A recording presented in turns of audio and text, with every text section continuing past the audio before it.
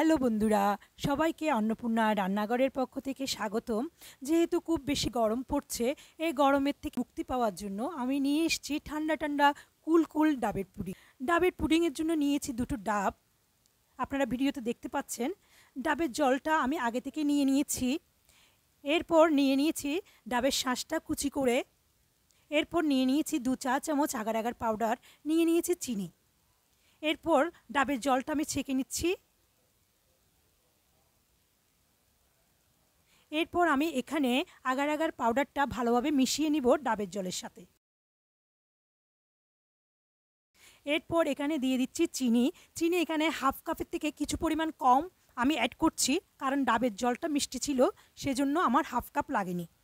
এরপর একটা পাত্রে আমি ডাবের জলগুলো নিয়ে চুলার মধ্যে বসিয়ে দিলাম।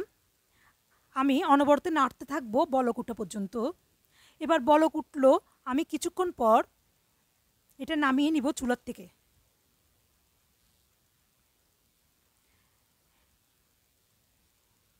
এবার আমি চুলার থেকে এটা নামিয়ে নিচ্ছি।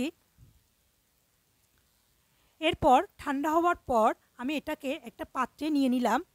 এবার পছন্দ মতো নারকেলের কুচিগুলো, শাঁসের কুচিগুলো আমি ছিটিয়ে দিচ্ছি।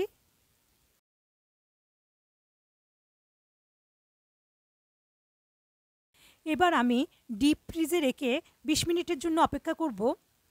ফিরে আসলাম 20 মিনিট পর। আপনারা দেখতে পাচ্ছেন আমি ডাবের পুডিংটা কেটে নিয়েছি। দেখতে পাচ্ছেন কি সুন্দর পিস হচ্ছে।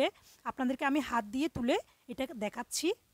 এটা যেমন গরমের মধ্যে ঠান্ডা ঠান্ডা খেতে খুব মজা লাগে। আপনারা এটা বাসায় ট্রাই করতে পারেন। দেখেন আমার পিসগুলো খুব সুন্দর হয়েছে। ধন্যবাদ সবাইকে।